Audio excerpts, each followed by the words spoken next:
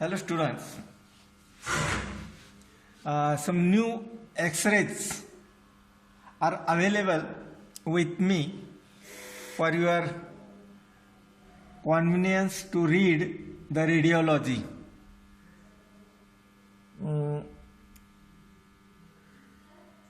I don't know lastly how you look the film. This is the X-ray lateral view of the head and neck. X-ray of a lateral view of head and neck. This one is a external occipital protuberance. These are the cervical vertebrae 1, 2, 3, 4, 5, 6 and 7. This is the mandible in which the teeth, the sockets for the teeth is there. This one is the temporal region, the temporal bone. See, and here is the temporomandibular joint. Temporomandibular joint.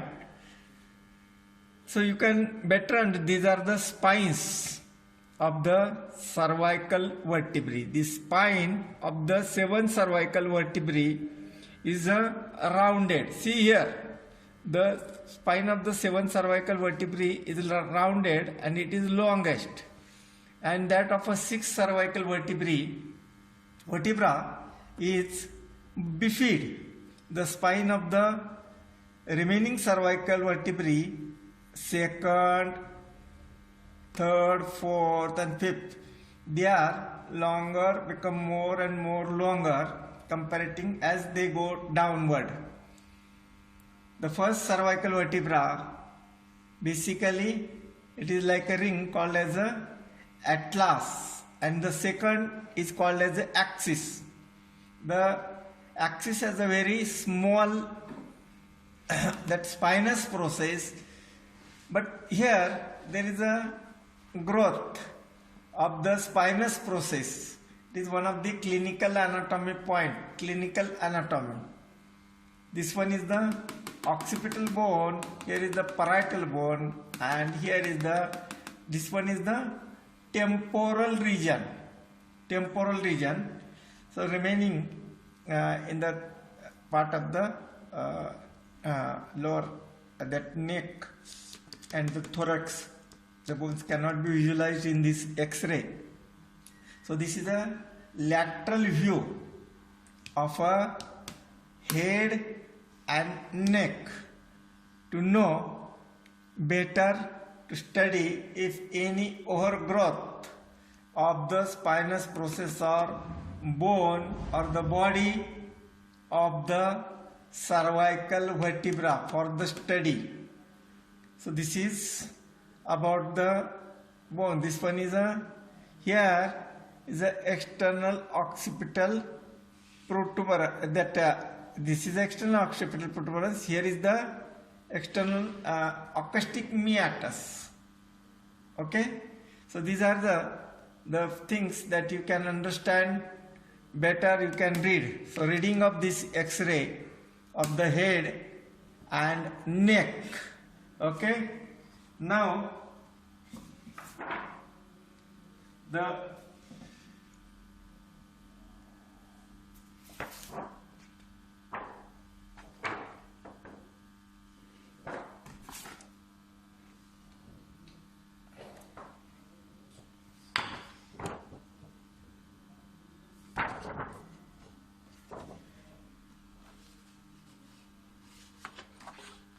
this is the X-ray of the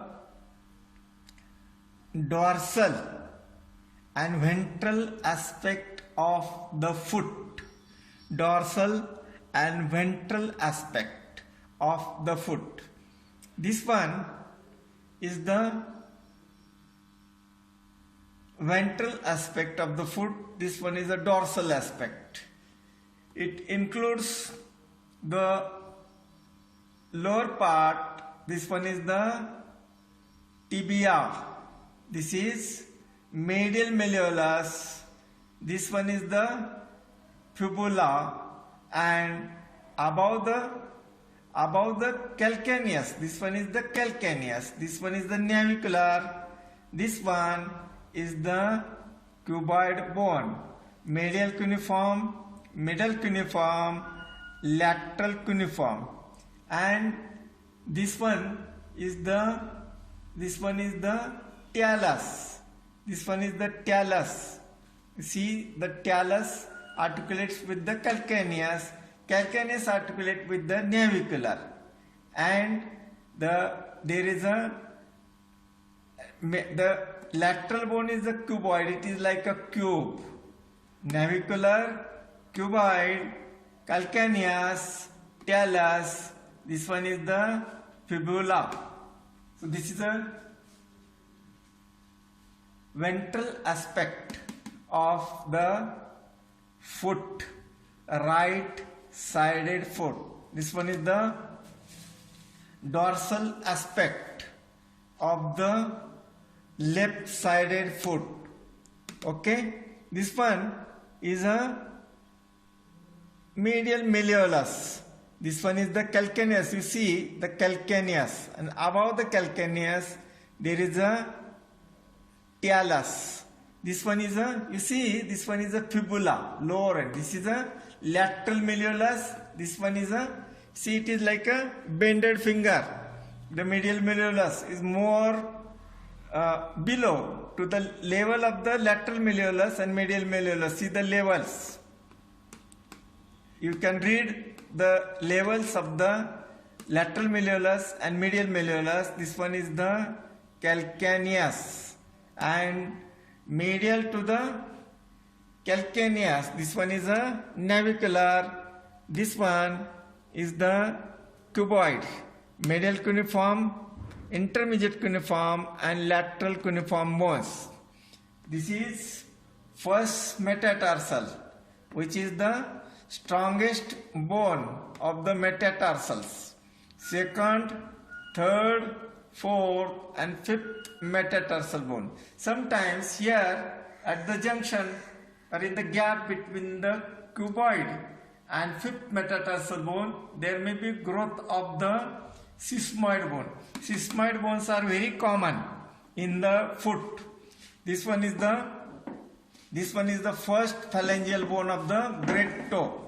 Second, great toe has only two phalangeal bones, while the third phalangeal bone is not visualized in this X-ray. First phalangeal, second phalangeal, and third is not visualized in this film. First phalangeal, second phalangeal, and third. First, second, and third. The third fourth toe phalangeal bones can be visualized, and see here to the little phalanx there are three phalangeal bones. First, the proximal, middle, and distal. Distal phalangeal bone of a little toe is very small. Karangali, payachi karangali, that little toe. So these are the bones of the great toe, how strong they are of a great toe, and the length or that last metatarsal bone is the longest. So they articulate with the first, second, third, and fourth. They articulate with the cuneiform bones, the medial, intermediate, and lateral. And the fifth metatarsal bone articulate with the cuboid, and medially with the fourth metatarsal bone, and proximally with the cuboid, while the remaining metatarsal bones, first, second, third, and fourth, they articulate proximally with the cuneiform, first, medial cuneiform, intermediate cuneiform, and lateral cuneiform. This is the joint in between the navicular and the calcaneus. Calcaneus is the largest bone. The joint in between the talus and the tibia and fibula is the bones of the ankle joint. There are number of joints inside in the foot. Metatarsal joints, joint in between the talus and calcaneus, joint in between the calcaneus and navicular, joint in between the cuboid, navicular and calcaneus. So calcaneus is the largest, while the cuneiform bones are they are like a cube, and each metatarsal bone has 6 sides: superior 6 surfaces, inferior, medial, lateral, anterior and posterior. Like a cube or like a box, they have 6 surfaces in general. Even that of the talus has 6 surfaces. Talus articulates with the calcaneus.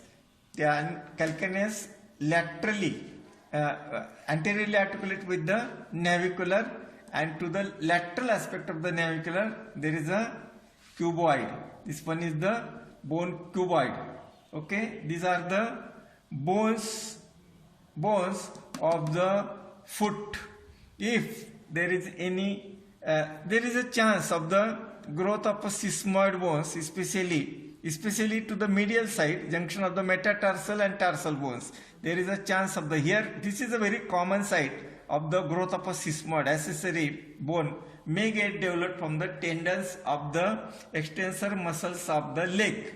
So growth of the sesamoid bone is very common in case of a tarsal bones or in the foot, like that of a patella.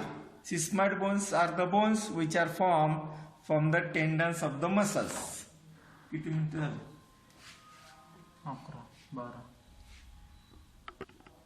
This is a PA view of the thorax of a child.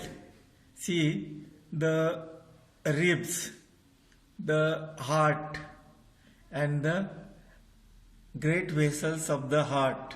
You may count ribs, you may see the right lung shading dark and the left lung. This one is a cardiac notch to the medial surface of the left lung. This is the medial surface of the right lung. This one is the inferior surface. Okay, so you can identify heart and a shaded lungs, and the arch of aorta cannot be visualized. It descends downward and backward, so it is difficult to visualize the arch of aorta. It is very small. You can count the ribs. This one is the clavicle. This one is the sternum, the manubrium sterni. You can, if you are cautious, the film is not clear cut, but you can see, you can read some structures. You can read some structures in this film. Try to read the structures in this film. This is a PA view of the thorax of a child in a standing position, that is around 10 to 12 years.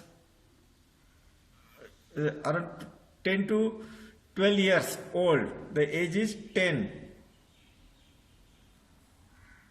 You may observe and you may read the features in the thorax: heart, lungs, sternum, manubrium sterni, clavicle.